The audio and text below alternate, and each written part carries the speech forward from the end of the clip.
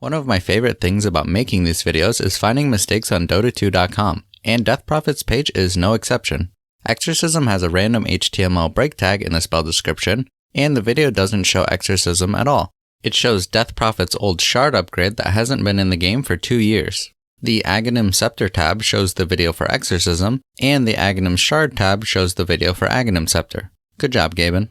Exorcism spawns 8, 16, or 24 spirits depending on the level from Death Prophet's location, and lasts for 35 seconds. When spawned, each spirit searches in the 700 radius around Death Prophet for a unit to target and attack. If there are no targets to attack, the spirits will float around until there is one. If there are multiple available targets, each spirit will randomly choose one to be their target.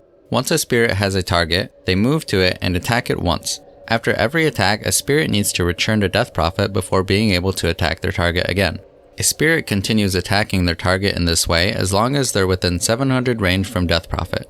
A spirit can attack their target up to 1200 range away, but once they pass the 700 range, they'll only do one last attack, return to Death Prophet, then search for a new target that's within the 700 range. If they reach 1200 range and still haven't hit their target, they'll turn around and return to Death Prophet.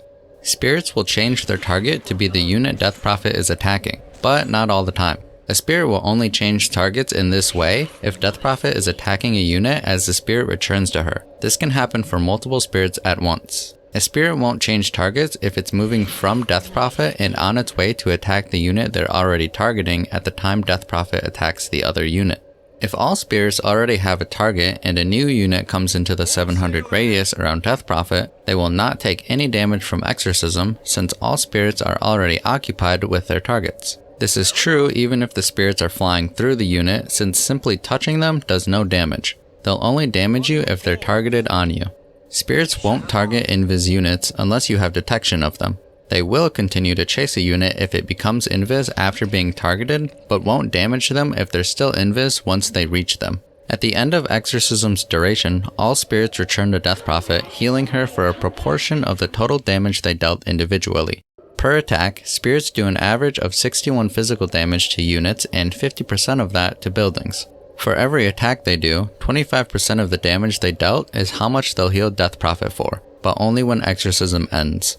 The amount of healing a spirit gets from each attack is always the full amount based on their damage, regardless of how much damage the target actually takes after any reductions. This means, when the spirit returns at the end of Exorcism's duration, that spirit would have healed Death Prophet for 14.75 to 16 health per attack on units and 7.38 to 8 per attack on buildings. You can imagine it like this. Every time a spirit attacks their target, it brings some heals back to Death Prophet and stores it. Once Exorcism ends and the spirit returns, all of the heals the spirit stored are applied to Death Prophet.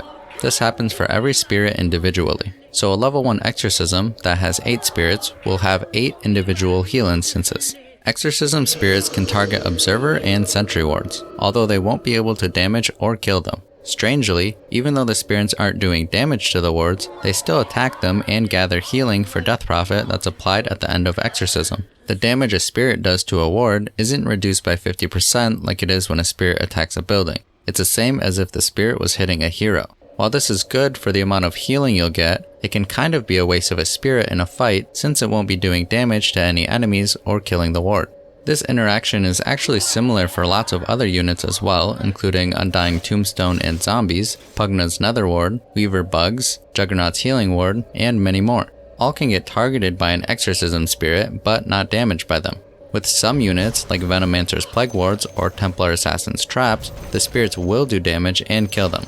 There are too many different types of units for me to go over, so if you're curious about a specific one, you can leave a comment asking about it. When spawning, spirits will prioritize targeting heroes over wards, but will have the same prioritization between buildings and heroes. Spirits can target outposts, but only once an enemy tier 2 tower is dead and it becomes capturable. Spirit Vessel is great against Death Prophet since it can reduce some of the healing she can get at the end of Exorcism as well as from Spirit Siphon. Same thing for Shiva's Guard, which applies a healing reduction on enemies from its aura, and it gives you some armor, which is good against the physical damage of the spirits. Mage Slayer can reduce a unit's spell damage by 35%.